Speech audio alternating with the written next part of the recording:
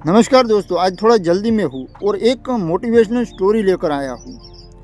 वो है एक राजा के बारे में, जिसका टाइटल है जब तक सफलता न मिल जाए तब तक हार नहीं माननी चाहिए। और ये सिर्फ सुनने की चीज़ नहीं है, ये जीवन में उतारने की चीज़ है।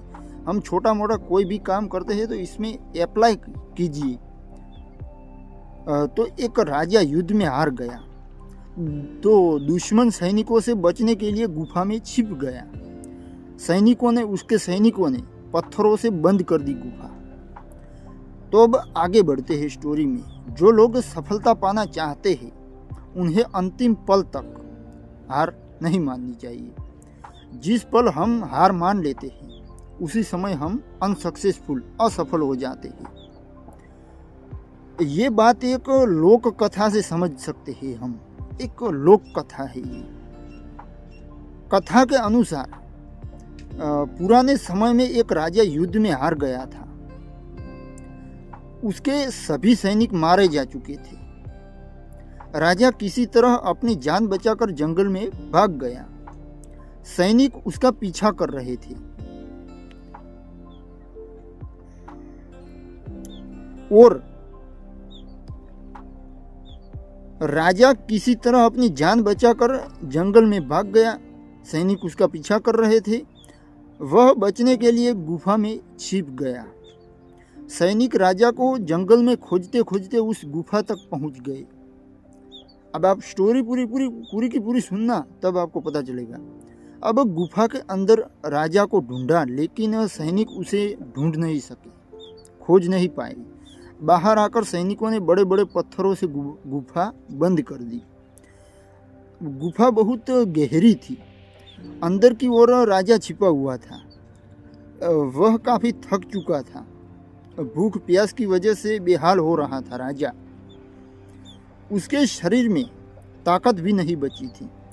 अब दुश्मन सैनिक गुफा बंद करके वहां से चले गए तो राजा अंदर बैठा बैठा सोच रहा था कि अब तो उसका जीवन खत्म हो जाएगा, अंदर अंदर मर जाएगा, कब तक जिंदा रह सकता है। वह गुफा से कभी बाहर नहीं निकल पाएगा, ऐसा वो सोच रहा था। राजा निराश हो चुका था। तभी उसे माँ की एक बात याद आई।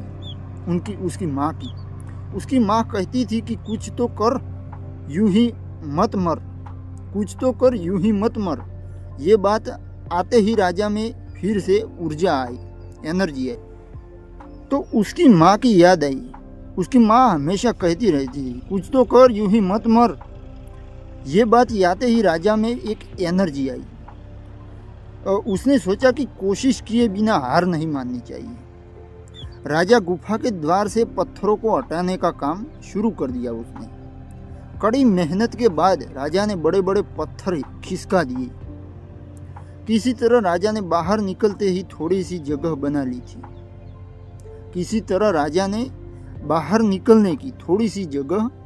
ली थी।